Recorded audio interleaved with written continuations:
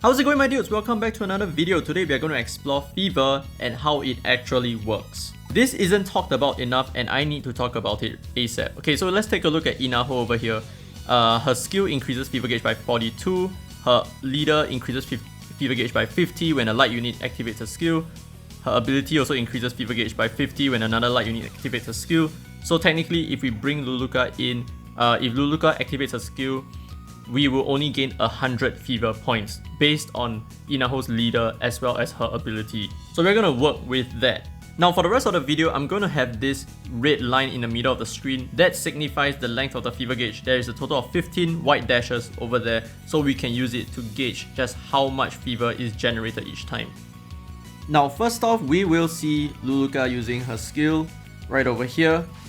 And that is 100% straight away. So we don't really know if 100 fever points actually generated the full bar.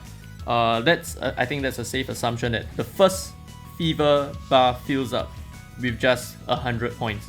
Now let's take a look at the second cast over here. It does not fill up entirely. And as you can see from this replay screenshot over here, it filled up about 80% of the fever gauge. So our efficiency is now down to 80%. Let's take a look at the next fever gauge. And now we'll do a 4 times speed up after depletion of this fever gauge over here. And now on to test number 3. How much will we gain? From this screenshot over here, it seems like we are up to 65% of the entire fever gauge, which is 65 divided by 80, and that is another 80% efficiency. Now let's take a look at the 4th test.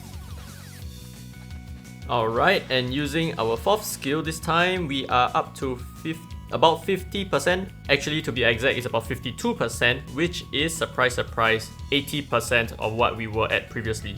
So there you go, that about sums up Fever in a nutshell. It has an 80% efficiency for each time that you run Fever. So technically speaking, Fever would not be a team that is good in the long run, or rather, if the match drags on for too long, chances are it's not going to be that efficient anymore.